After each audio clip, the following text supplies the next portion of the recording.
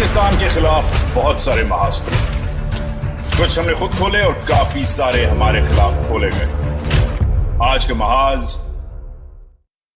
Bismillahirrahmanirrahim or Assalamu alaikum. Good evening from New York City. I am Wajahat Saeed Khan. I'm Sadanand Dhume in Washington, D.C. Okay, so on this very auspicious 40th day of this conflict, Sadanand Dhume of the Wall Street Journal and I are going to have a grand debate about his latest piece, which is due soon in the Wall Street Journal. And by soon, I mean tomorrow morning. This is what Sadanand has written. We're going to get a sneak peek of this now because it's just hit the website. It's going to be in print tomorrow. Magar Sadanand ka jo take hai wo bada simple hai. Pakistan has put itself back on the diplomatic map. ये कहते हैं कि इमरान खान साहब हार गए हैं और आसिम मुनीर साहब जीत गए हैं. We're going to have a debate with Mr. Dhume in just a bit. But before we do, Sadanand, I'm going to put you on mute for just a couple of minutes while I introduce the rest of the show as per our norms. You've made a very big move and you've come on Mahaz after quite a while. So I hope you give us the time and space to go back and forth. I'm hoping to take you on this debate. I'm looking forward to it. Me too. All right. Okay. Thank you. With that, let's pivot now to firstly the meltdown that is happening. एक meltdown हो रहा है. अब हम Washington से निकल के पहले तो दिल्ली चलते हैं. दिल्ली में क्या हो रहा है? खुद ही हमारे फेवरेट जर्नलिस्ट शिव अरोड़ को हेडलाइन 8 पे देख लें. एनडीटीवी पे वो क्या कह रहे हैं. In fresh news stemming from Pakistani Prime Minister's tweet, President Donald Trump stated that the Pakistani Prime Minister and Field Marshal have done their best to end the Iranian war. As I'm speaking on this, I feel a bit betrayed by the actions of the Indian government. I have never criticized Prime Minister Modi in the past, but I believe now is the right time to do so. We are seeing Pakistan... क्योंकि पाकिस्तान ने आग लगा दी है बस्ती में, इसलिए India मस्ती में नहीं है. ये ब्लूमबर्ग जो सबसे बड़ा इकोनॉमिक जरीदा है दुनिया का, ब्लूमबर्ग क्या कहता है? This is right now featured on their Twitter. Pakistan has emerged as a key mediator in the Iran conflict, helping the U.S. and Tehran to agree to a 2-week pause in fighting. और ये जो है आपका जो है India का एक और चैनल जो ये पूछ रहा है, जो आज वायरल हुआ पीस, हामिद मीर को पाकिस्तानियों को बुला के पूछा जा रहा है कि आप लोग कैसे इतने इंपॉर्टेंट हो गए हैं. ब्लूमबर्ग की फसी मंगी ने थोड़ी देर पहले ये कंफर्म किया है कि स्टीव विटकॉफ और डोनाल्ड ट्रंप के जो सन इन लॉ हैं जैरेड कुशनर जेडी वैंस के साथ पहुंचने वाले हैं. इस्लामाबाद सरीना से रिपोर्ट है कि ये सब हो रहा है. सरीना तैयार हो रहा है, पाकिस्तान तैयार हो रहा है, सैटरडे को टॉक्स शुरू हो रही हैं. और अब हम अपने बड़े आज का जो आप कह सकते हैं डिबेट शुरू करते हैं कि Pakistan is in the news. ठीक है, मगर इसका फायदा किसे है? अब बकौल हमारे जो आज हमारी डिबेट हमारे साथ करने आए हैं, जो मुसन्निफ हैं इस कॉलम के, उनका नाम सदानंद धूमे है और ये कहते हैं वॉल स्ट्रीट जर्नल में सबसे I guess you can say सबसे इन्फ्लुएंशियल ओपिनियन पेज में से इसकी फहरिस्त में आता है. ये कहते हैं कि आसिम मुनीर आ गए हैं और छा गए हैं ठा करके, और इन्होंने इमरान खान को आउट मनूवर कर दिया है पिछले 2-3 साल में. खान के जो प्रॉस्पेक्ट्स हैं वो ब्लीक हैं, ये लोगों को कोट करते हैं, और खान का कोई it is no coming back soon. Khan weak है, आसिम मुनीर स्ट्रांग है, और बॉटम लाइन ये है कि पाकिस्तान की डेमोक्रेसी में वैसे ही अमेरिका इंटरेस्टेड नहीं था, मगर पाकिस्तान की मदद में था और वो मदद इन्होंने ले लिया. This is Sadanand's point of view. हम सदानंद को चैलेंज करेंगे, उनसे पूछेंगे why is he saying this in such an important paper. Sadanand prefers कि हम उनसे अंग्रेजी में बात करें, इसलिए हम उनसे अंग्रेजी में बात करेंगे. मेरा नाम वजाहत सईद खान है, मैं इस वक्त लाइव हूं न्यूयॉर्क सिटी से, and I am honored to have my old colleague Sadanand back on Mahaz. Great to have you back again, man. Welcome back. Now let's really jump into it. I'm going to give you the floor. Tell us, give us the cliff notes for those of us who can't get behind the firewall. Give us the cliff notes on why you wrote this piece and what's the thesis of this piece. It's your first major piece on Pakistan in a while. Well, thanks, Wajahat. Well, first of all, I have to sort of make a small correction. The most important economic publication in the world is not Bloomberg. It's the Wall Street Journal. But having put that aside, I think you actually summarized my piece quite beautifully. I'm making two simple points. One is that Pakistan is back from the cold.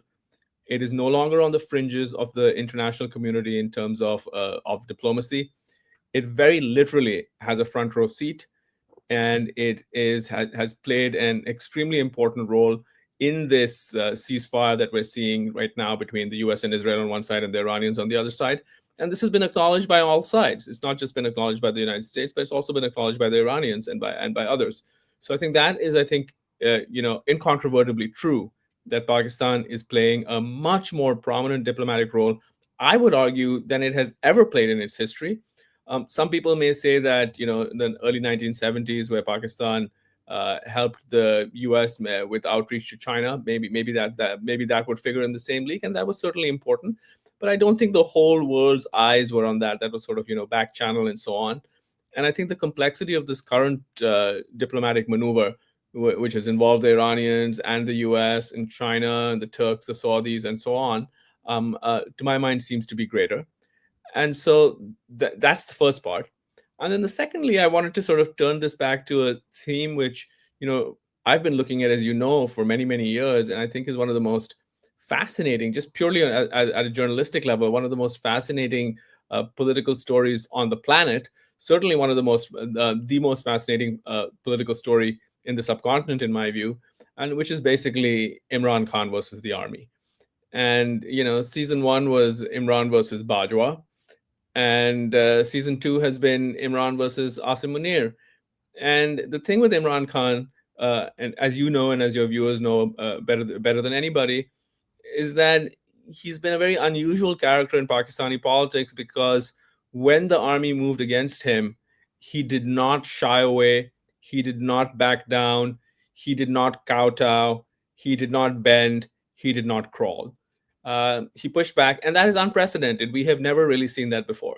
We've seen little flickers of this here and there, maybe with Nawaz Sharif and so on. But by and large, when the army has given a politician their marching orders, that's basically been it. And I think with Imran, what we saw was quite dramatically different. And because of his stature, because of his personal charisma, because of his backstory, and all these other reasons, his popularity, it was always, in my mind at least, an open question of who would prevail. With anybody else, it was always clear that, in Pakistan, as they say, the house always wins. The house is the army. But I think Imran brought a set of skills to the table that made it seem like there was going to be more of a contest. So as I point out in my column, even 2 years ago, right, exactly 2 years ago, in the immediate aftermath of the election, which all reasonable observers agree Imran Khan won very comfortably, right? The stolen election that was taken from him, he still had fight, right? They'd taken away his symbol, they'd not allowed his candidates to run unitedly.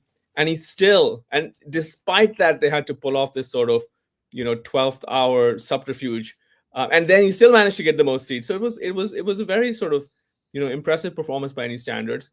So I thought the contest was on, regardless, even if Imran Khan was the underdog. Fast forward to 2026, after this crowning diplomatic achievement for Asim Munir, I really think the game is over. I think Asim Munir has prevailed.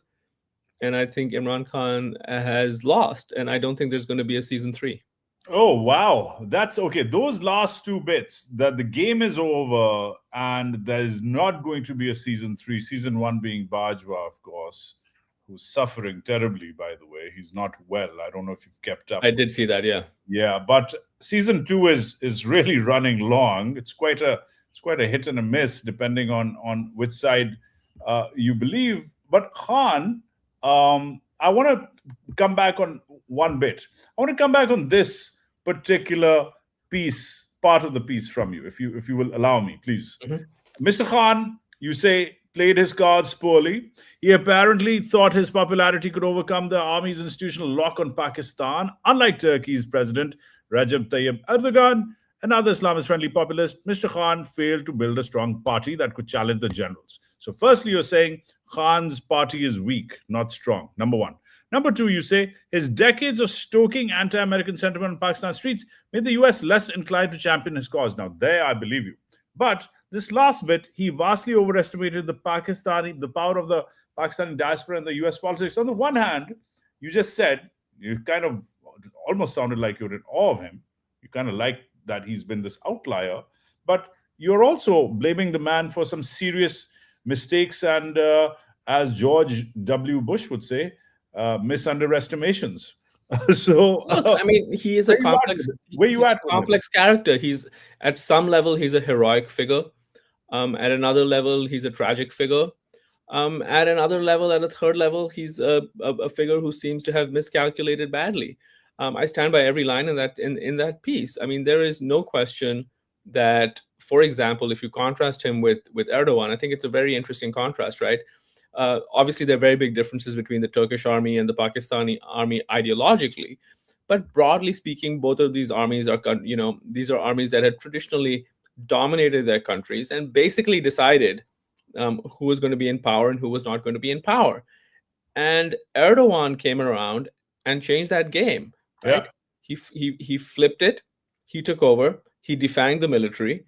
And you can like Erdogan or you can hate him, but you can't deny that the Turkish military is a shadow of its former self in terms of its political power, and Erdogan calls the shots. He couldn't do what Erdogan did to the military, for sure. In fact, he played along with them, and they went Brutus on him in the end. But I am confused about one thing, though. If you do think that he's this tragic figure, yet this brilliant figure, yet this outlier, this courageous figure, why are you saying that he's been decisively outplayed? Because that's what your piece says. Those are your words. He's been decisively outplayed, and you just said here there's going to be no season 3. Why are you so convinced that the people of Pakistan, the events in that country, as you know, you've read Pakistani history, Pakistan's history changes very fast when figures at the top of GHQ change. And some of them have changed because of overnight events. Some of them have changed because of mysterious plane explosions in the middle of the air. Some of them have changed because of foreign intervention. There's all sorts of reasons. And by the way, many of them have changed because the guys downstairs, the guys who are waiting their turn further down the line in GHQ to rise up to the top, have made sure that they step away one way or the other. Why are you so convinced, Sadanand, that this man, Asim Munir, has decisively outplayed Khan? Okay, look, these are all very fair points, right? So maybe I'm being a little hyperbolic. Maybe I need to dial that down a bit, right?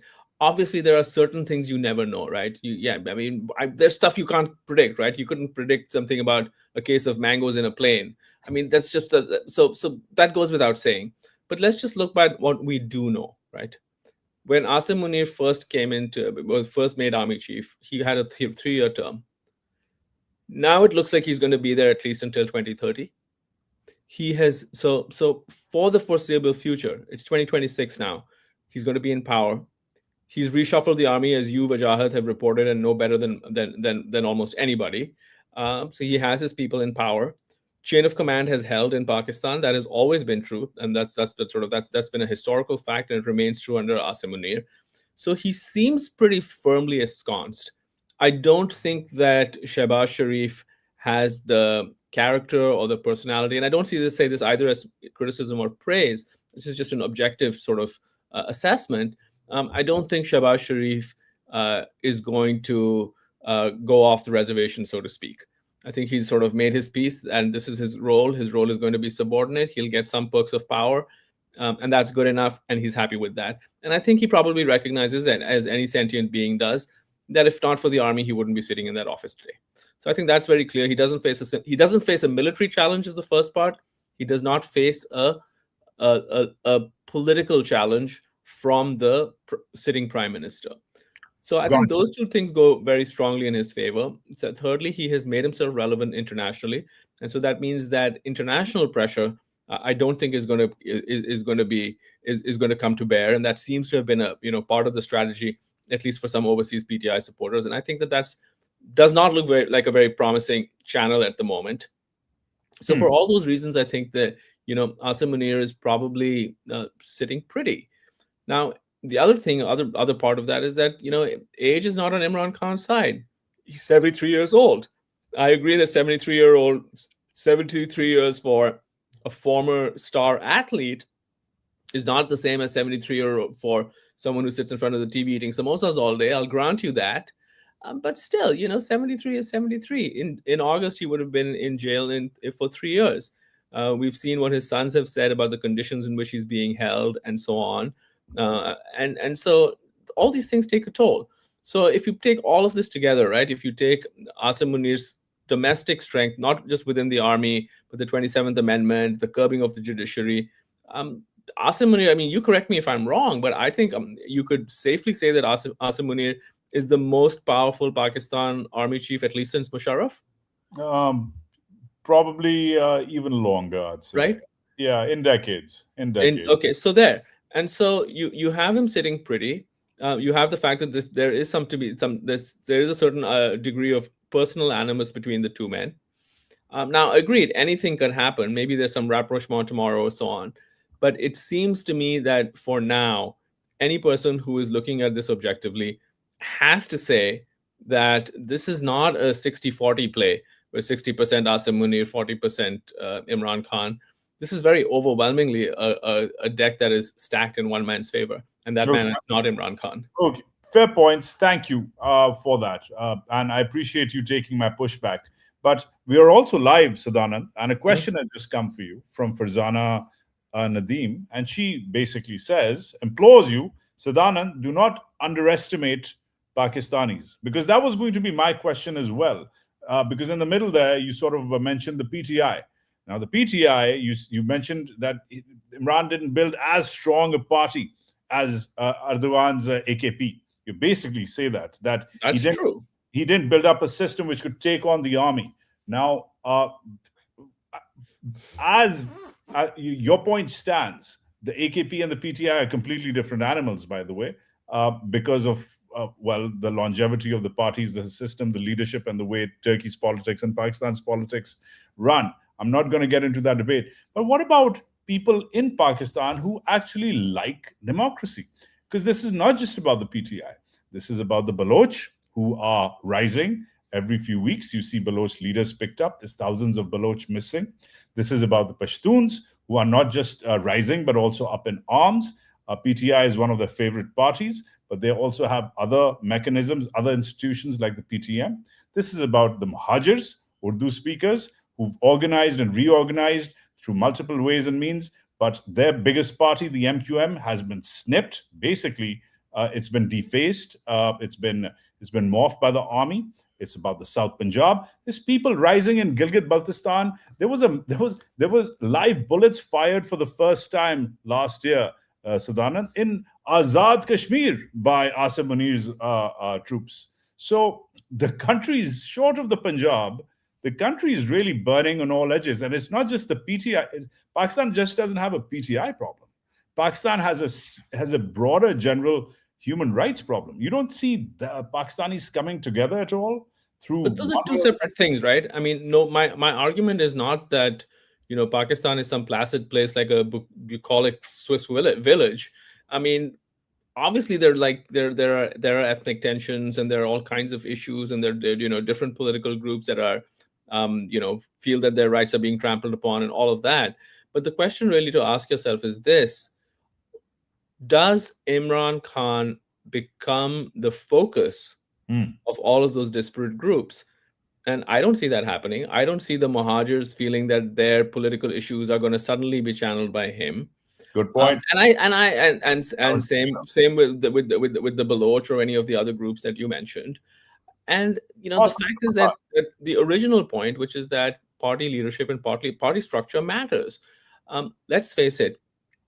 Without Imran Khan, the PTI ceases to exist for all intents and purposes. Maybe it exists as a rump party in Khyber Pakhtunkhwa, but it's a cult of personality. It's a populist movement. Someone like Erdogan had that too. But the AKP came out after it grew out of Islamist politics in Turkey that had been bubbling since at least the 1950s under Erbakan and so on. It's just a totally different animal. Imran Khan was really the glue and is the glue that holds PTI together. And if they physically keep him in jail, how does that party sort of, make its presence felt? And I'm not saying this to be demoralizing or to disrespect any of the, millions of people who I acknowledge very freely, Bajat. I've written about this before in the journal, and I just said this in your program today too. I acknowledge very freely that Imran Khan is a very popular politician, and in my assessment, I do think that he was the legitimate victor of that election. So I'm not taking any of that away, and I'm not saying that people are not unhappy, especially people who are his fans. I'm just being, realistic here about his prospects, and I think that he does not have the mechanism to force the army's hand. And whatever mechanisms he had, whether it was a mechanism of mass protest, we had the brutal crackdown not that long ago, whether it was the mechanism of the judiciary, we see what they've done to the judiciary under the 27th Amendment, whether it was the mechanism of support within the army, you see what's happened to Faiz Hamid.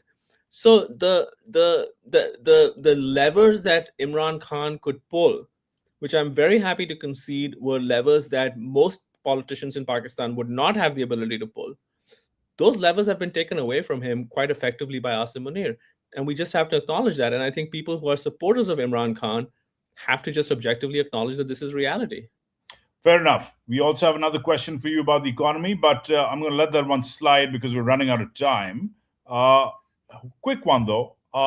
This is because you're a South Asia watcher. You're not just a Pakistan watcher for the journal. So I must run you by your thoughts. I'm run for this. What do you think of Shiv Arur's meltdown earlier today? And not just Shiv. It's a lot of people in India have, including Rahul Gandhi, have been really pushing against Mr. Modi for idling around, standing by while Pakistan takes the limelight. I don't want to get into an India-Pakistan debate. We don't have the time for that. But why are Indians looking at this as a zero-sum game? Pakistan's not just fine. Pakistan may have stolen the limelight for the moment, but this is about the global order. This is about. I sound like I'm a hippy dippy going on a bus to San Francisco, but this is about world peace right now. That's what this is about. Look, I'm not going to comment on Shiv. He's a friend of mine. I've been on his show, so I'm not going to sort of talk personally about him. But I will say more generally, I think part of the problem, and we certainly see this in India. I think maybe we see a little bit of this in Pakistan too, is that these two countries have, certainly India has lost the ability to just speak and talk about Pakistan rationally. And I think that what you say is correct. It is possible for both these things to be true. One, that this is a diplomatic victory for Pakistan. Sure. Two, that India is one of the beneficiaries of this diplomatic victory. Thank you very much. If the oil starts flowing again, if the gas starts flowing again, we don't know if it will. It may not. This may be very temporary. We have to acknowledge that. But if this ceasefire holds for whatever reason, India and the Indian economy will be one of the beneficiaries. So that's the first point. So it's just, I wish these things were not viewed in zero-sum games. It's kind of sad. These two countries, Pakistan's been independent for about 80 years. And at some point, I wish that at least the intelligentsia and the journalistic class, they've got to be able to look at each other's countries a little bit more dispassionately and and instead of turning everything into this, WWF style cage fight where, if you're up, I'm down. If I'm down, you're up. And that is the case sometimes, but it isn't the case all the time. And I don't think it's the case in this particular instance. Yeah, and I was a little disappointed. This is not just about Shiv, by the way. This is about many of our friends like this. I don't know if you saw this little clip, but I do want to run it by you because I didn't show it earlier, but I do want to run it by you. This is I don't know if you know Rajdeep. I've worked with Rajdeep. I'm a big fan. I love Rajdeep. I consider him one of the best ever India's produced. And of course, there's the mighty Hamid Mir. But I want you to look at this exchange real quick and weigh in on how Hamid bats off or tries to bat off what was a pretty decent question from Rajdeep. playing the role of a facilitator, but there will be those, Hamid, who will say that Pakistan was essentially taking instructions from the Trump administration. There has been some controversy even over the tweet that Pakistan Prime Minister Shehbaz Sharif did today with the word draft written to Pakistan Prime Minister, almost as if it's an instruction from White House what he has to tweet. Was Pakistan essentially taking instructions from United States and then communicating them to Iran?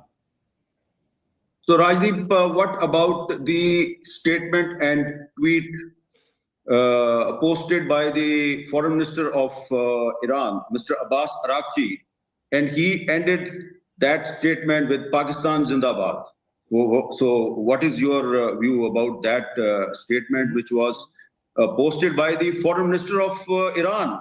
So, I mean, this is how they go back and forth on this. But why are journalists doing this? I mean, what's your take? Why have India and Pakistan, but especially India? I mean, Sadanand, especially India is having a bit of a meltdown, and I'm a little worried about the future of South Asian media at large. I think you should be worried about the present of South Asian media before you get to the future. But look, this is just. I mean, this, by the way, this silly idea that the tweet was drafted by Washington was not floated by an Indian journalist. Okay, it was floated by one of your friends. So let's be very. It was floated by an American journalist. It was floated by Ryan Grimm, right? It's nonsensical. Obviously, this was a tweet that is standard practice. It would have been prepared by someone in the Pakistani Foreign Office, and that's why I would have said draft for the Prime Minister of Pakistan. It's totally normal to say that. Just like if someone was doing a draft for the U.S. President, they may say POTUS, or for the Prime Minister of India, they may say for the Pradhan Mantri or whatever. This is just so I think the theory is silly on the face of it. Agreed. I think that the reason that this is, that there's this particular, difficulty to comprehend this, I think, among a section of Indians is that you have to see that Indians have, for a lot of time now, the only exposure to anything about Pakistan, tends to be these kind of jingoistic, propagandistic movies or news shows and so on, in which Pakistan is, Pakistan obviously does have real problems. I've written about a lot of the problems too, but it's portrayed in this very one-dimensional way as a country that only has all these problems and is a complete basket case. And so then when this happens, there's just a kind of cognitive dissonance sets in, because obviously it says at one very fundamental level that the rest of the world does not necessarily view Pakistan the way the most hyper-nationalist Indians do, right? And I think that I think there's just the media is struggling to come to terms with the fact that they have portrayed Pakistan in one way, and that flies in the face of the evidence that we're seeing from tweets from leaders around the world and so on. And so there's some of that. I'm sure there are Pakistanis on social media who are rubbing it in. You know how this is this is the way people do it, and that's fine. I'm glad you've diagnosed it. I'm glad you've diagnosed it. I'm glad you've given us a hint that you have either not watched or are planning to not watch Dhurandhar 2, because I watched it. It was horrible. Well, good to know. It was terrible, but the first one was actually really good, Vijay. I kind of enjoyed the first one, but the second one, I saw the reviews and I was like, I don't know. The second one is nonsense. But the first one I thought was a well-made movie. I want to get that half-sleeve shalwar kameez, though. I think that was really good. Anyways, Sadanand Dhume, thank you for your time, my friend. And we must make this a habit again. Thank you for appearing after so long. Thanks for having me, Vijay. Take care. Thanks for appreciating the pushback. All right. That was Sadanand Dhume. You can catch him at Dhume on Twitter. He is one of the best South Asia watchers on inside the Beltway. Wall Street Journal के लिए लिखते हैं. मेरा अब ये लंबा हो गया. अगले शो में बहुत सारी अपडेट्स थी, मगर डिबेट लंबी हो गई. इमरान खान का जिधर नाम लिया जाए, बात वाशिंगटन में आ गई है. बात गर्म है कि इमरान खान बैकफुट पे हैं और ये जो भाईजान है ये फ्रंट फुट पे हैं. मगर अगर फ्रंट फुट पे हैं आसिम मुनीर और इमरान बैकफुट पे हैं, तो आज मुलाकात क्यों करवाई? क्योंकि अभी तक प्रेशर था. पाकिस्तान की पीटीआई पुश बैक कर सकती थी, पोजीशन बन रही थी, एहतजाज होने वाला था, मगर उनको कुछ देना था और उनको आज इमरान के साथ आज सलमान सफदर की मीटिंग हुई है. ये हमारा फॉलो अप होगा अगले शो में. सदानंद शायद समझे कि Imran is out, but the captain is still in circulation. थोड़ी देर में मिलते हैं, अपना ख्याल रखें। पाकिस्तान जिंदाबाद।